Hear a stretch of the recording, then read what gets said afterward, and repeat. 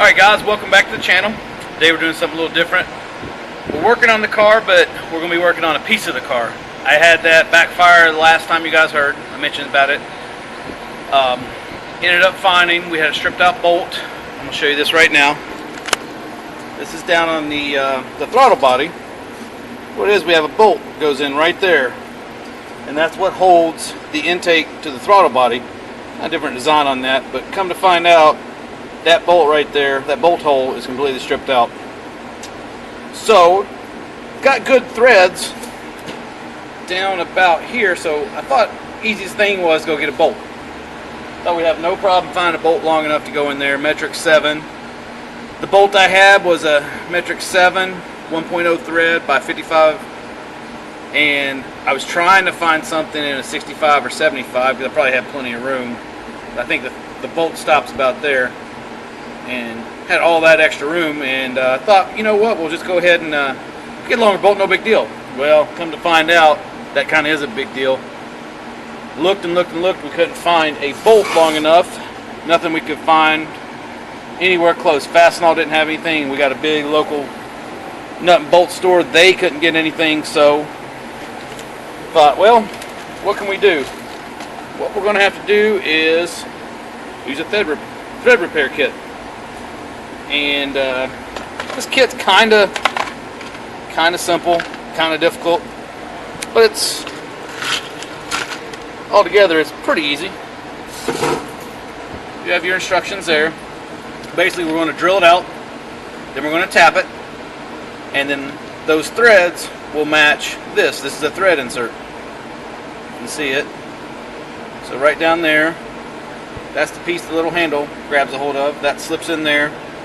And then you just thread it into the threads, and your old bolt now will use this insert for the threads. So in a few minutes we'll get it all set up here and show you how easy it is. Alright, had to get somewhat creative to get the right angle of this. So I would try to show you the inside of the hole, but you really can't see. The threads are pretty much flat. So using the supplied drill bit and just a little bit of oil, get that on there. Going to go ahead and drill. You want to drill down as straight as possible when you do this. So make sure you're as straight as you can be. Don't want to try to hog it all out at one time. Kind of want to.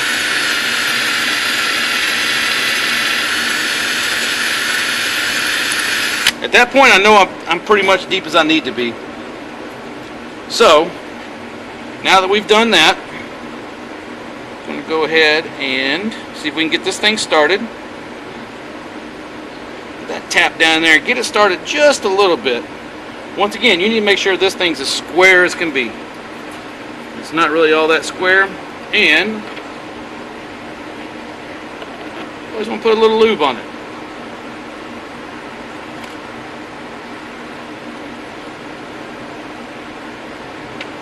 Alright, get that thing going slowly but surely.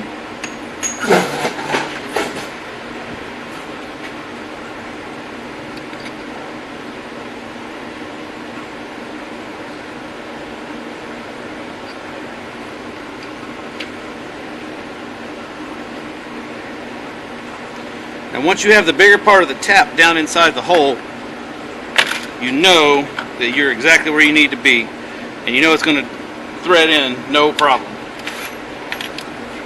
So I kind of cheat. Just use a drill bit.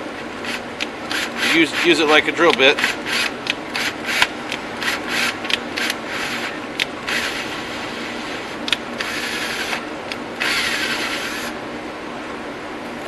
Now, see if we can see what we've done.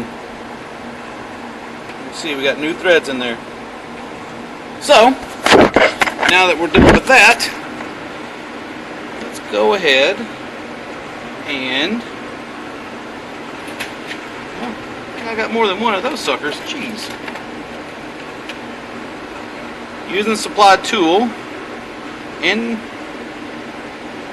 the the thread insert, let's go ahead and thread that sucker on in. There it goes. Taking it just like it's supposed to. Threading down in there. Absolutely no issues. Now, this is our bolt that blew out. Let's see if it is going to take to the threads.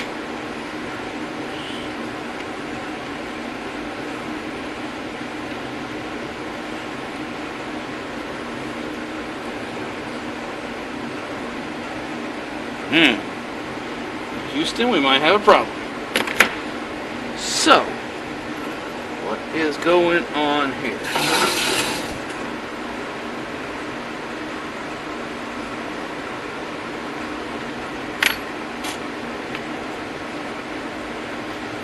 Let's see if we can grab a hold of that sucker again.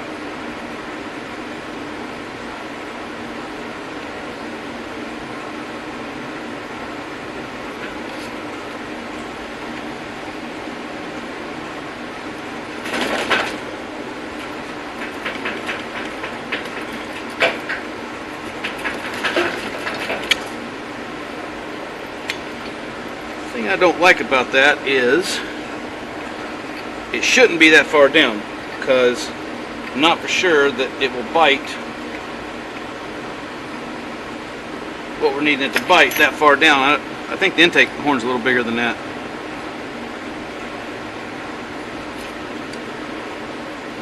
There we go.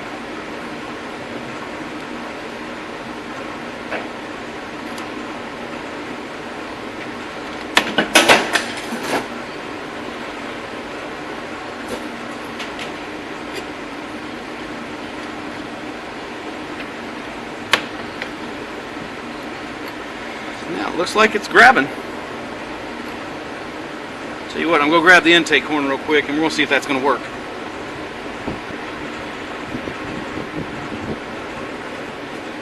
Alright, here is our intake horn. And there goes my O-ring to the intake.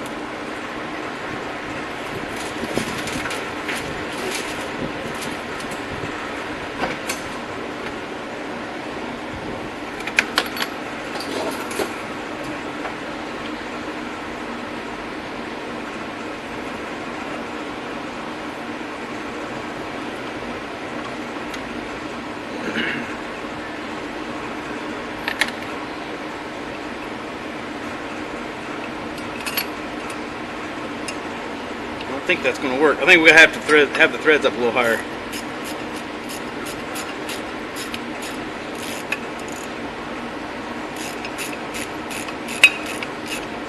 Yep.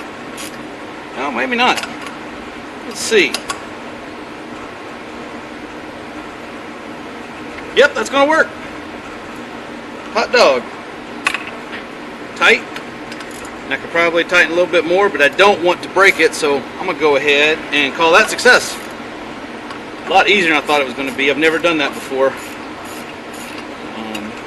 Still want to find out what causes this to bind up. Oh, it's bent now. Well, that's interesting. I'm going to have to find out why that's bent. Obviously, I went down in the hole too far.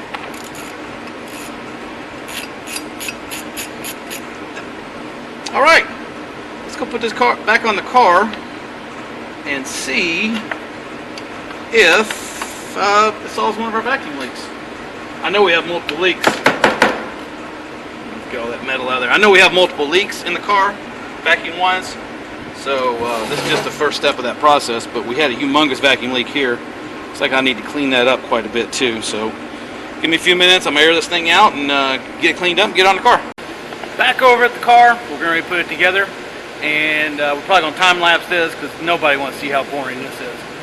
4 bolts, 5 bolts, 9 bolts, a linkage, and 2 wires, and we'll have the intake and throttle body back on.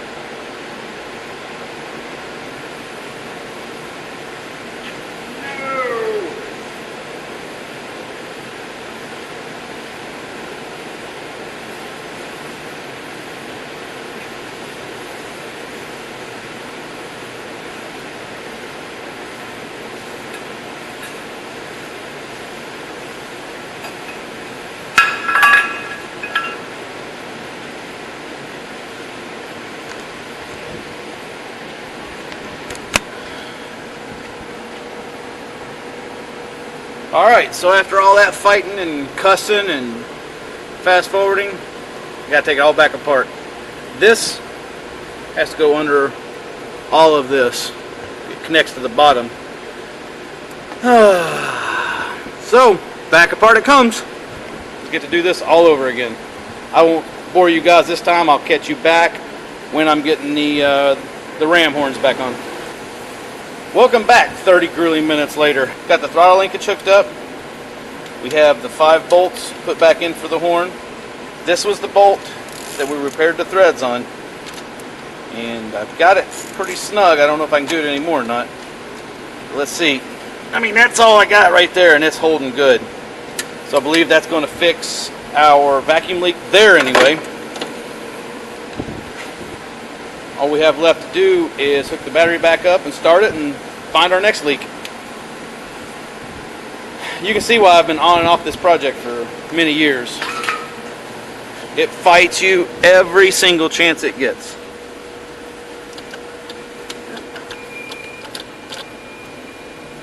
Hooking the battery back up. Sounds like we got juice. Hard to do this one-handed.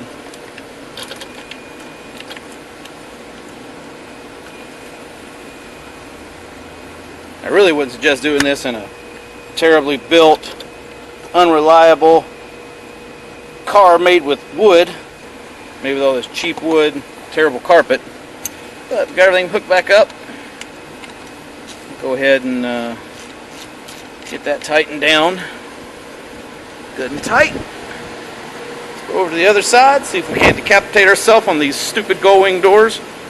I don't know if you guys can tell or not, but I absolutely despise this car. Alright. I think it's going to start. Alright, well it started. That's more than we had before.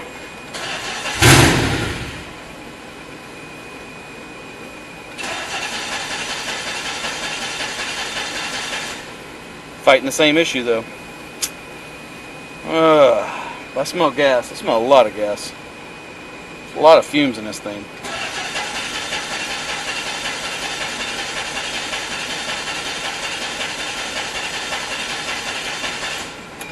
Alright, so obviously we still have a fuel issue somehow, somewhere.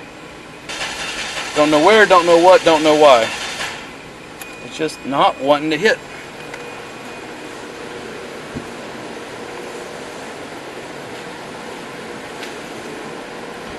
We'll go back to our checks. Do we have pressure there? Yes, we do.